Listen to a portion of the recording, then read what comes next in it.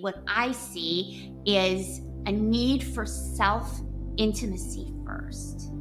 That from a place of knowing oneself, knowing one is safe, knowing one is loved, which means loving oneself, almost anything is possible. This is Aliveness. I'm your host, Alison Crosthwait, a guide and former psychotherapist here to empower you to break out of your old patterns, shift into a new state of being, and ignite your aliveness. Are you experiencing a lack of desire and perhaps tension in your relationship as a result? Or maybe you have a deep desire to step out of the life you have created according to the so-called rules to live a life of more passion and purpose. Maybe you're experiencing a sexual reawakening that is surprising you with its power. If any of these statements describe you, your sexuality is calling you. It's the portal into the next chapter of your life. I invite you to join me for Pleasure as Medicine. Pleasure as Medicine is a free week-long experience of practices and teachings to increase your life force energy, reconnect to your aliveness, and hear what your heart and soul are speaking through your experience of your sexual energy. It's happening June 5th to June 10th, and you can sign up at AlisonCrosswait.com/pleasure. You can win a one-on-one session with me during the Pleasure as Medicine experience, June 5th to 10th. In this session, we can process what's coming up for you and listen to what your body, heart, and soul are saying. To enter, simply leave a rating and review on Apple Podcasts and take a screenshot of the review before submitting it. Share your review on Instagram stories and tag me, Alison Crosthwait. Even if you're not able to attend Pleasure as Medicine, I would love to support you in a one-on-one session. You have until Wednesday, May 31st to enter, and we'll select 2 winners who will notify through a direct message on Instagram. It's gonna be a juicy week. I would love to have you. So I'm gonna talk to you about how I work with couples. And it's a bit counterintuitive. I was originally taught in a therapeutic model where the couple comes in and you find out what they are struggling with. And then the way I was taught, you have an individual session with each of them, which is really valuable to get their perspective and their history. And then you come back and you work things out. And this is a justifiable model. But what I've discovered is this. I'm no longer practicing as a therapist, but couples do come to me, and they often come to me saying our sex life isn't what we would like it to be. And what's really amazing, and I worked with a couple recently that really blew my mind in this way. It's so tempting to say, okay, let's go there together. It's kind of the mode 1 way. Let's fix it, right? But inevitably, and I've seen this time and time again, as long as the couple is on the same page and wanting their sex life to bloom, this is very different from the couple who says, I don't know if this relationship is going to work. That's not that couple. If a couple is saying, we're just not connecting sexually the way I'd like, or we now have kids and it's really changed, or we got married young and we haven't really had the chance to explore and now we're wondering, these types of things. The first thing that I think is the best thing to do is to separate them in their personal processes. So with this recent couple that came to me and said, I really want that in my life.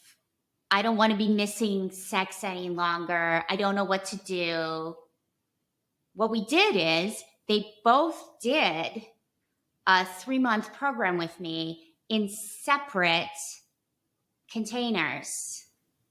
So we went deep on what both of them were thinking, feeling, experiencing. And I think sex came up once or twice in those processes, but mostly we were talking about work, parenting, health, lifestyle, their heart, their hobbies, spirituality, adventure. We were breathing, we were feeling, they were having their own experience supported by the medicine. And then they reported to me the desire had been rekindled very naturally.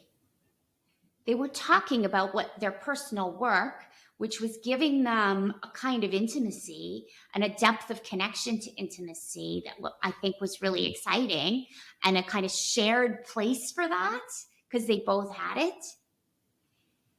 And then they naturally started to come together, and they found a local practitioner to work on some of the more sexual aspects of what they were dealing with. And this is the model. I share this with you because so often when sex isn't where we want it to be, we do blame. We blame ourselves and we blame our partner. But the answer is not with our sexual performance, most likely. And I'm not minimizing the importance of getting to know your body, of sex therapy, of the exploration of sex. But I am saying that almost universally, what I see is a need for self-intimacy first. That from a place of knowing oneself, knowing one is safe, knowing one is loved, which means loving oneself, almost anything is possible. And the danger, so to speak, in going too quick to the sex tools, tips, processes, is that until you feel comfortable speaking your needs to yourself, just to yourself, if somebody teaches you how to have an orgasm, how is that serving you? And this is a really important point. It's not black and white. It's not like you go wrong if you learn how to have an orgasm and you don't know how to speak your needs. It's more like it takes you out of yourself. It's cart before the horse. And what I notice with all of us is this need to deepen our relationship with ourselves, the permission we give ourselves to be who we are, to know what's true for us in this moment, even if it's not what we think we should be, and to love ourselves just as we are, which means how do we love? We bring caring attention and we give space to all the parts of ourselves. And if we're really doing that, if we're really leaning into that and we know ourselves really, really well, then there can be polarity with another person. That's where desire comes from. Like, isn't it sexy when someone really knows himself? Like, that's sort of where the bad boy thing comes, right? Because they don't care. And women just go nuts for this. Many women, not all, but it's like that polarity, that impenetrable, that marble man, that cowboy. You can't get him. That's sexy because it's not here. And then where does desire go away? With the person we're with 24/7 that we know better than ourselves, that we see in all their weaknesses. That's less sexy. This is where focusing on sex is cart before the horse. That the first thing to focus on is, who are you? What do you love? What do you like to do?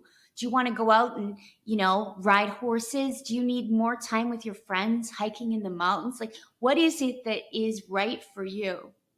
And I had a client who went through this also with her husband, and she had to take time and say, right now I'm not available sexually. That's a hard thing to do. That's a very hard thing to do. But she was betraying herself by sleeping with someone that she didn't feel like she wanted to sleep with him in her body. She was tired. She had small kids during the pandemic. She was feeling stretched on all sides, and sex was an obligation, and she had to be true to herself. And the thing about being true to herself and saying, I can't right now, was that it built self-trust. And yes, did he have feelings? Yes. Did she have feelings? Yes. And this built strength between them, that they could have feelings, that they could navigate. And as soon as she realized that she could actually have this space for a time, it actually wasn't very long. It wasn't very long.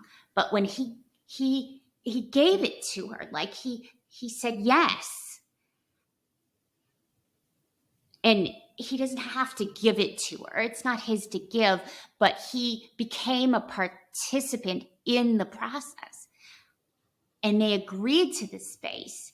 Within 4 to 6 weeks, she had actually gone deep, done some sexual exploration on her own, and the two of them had this wild summer vacation together, sexually. And they reconnected. It happened so fast. Will it happen fast with everyone? Maybe, maybe not. But it is amazing how quickly it can happen when we take these bold steps of autonomy and our own desire, because that's where we get in contact with it. And that's where we can feel desire for another person, is when we have ourselves.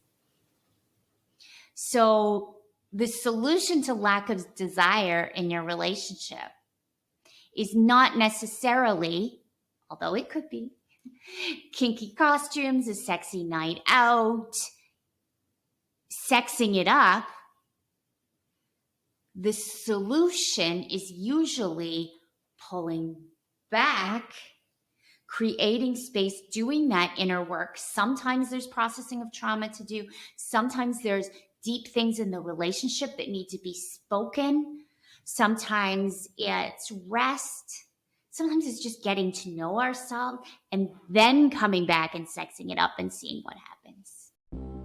If this resonates with you, be sure to subscribe so you get all the juicy episodes to come. And if you have a friend who is deep into their personal growth and healing journey, share this podcast with them too.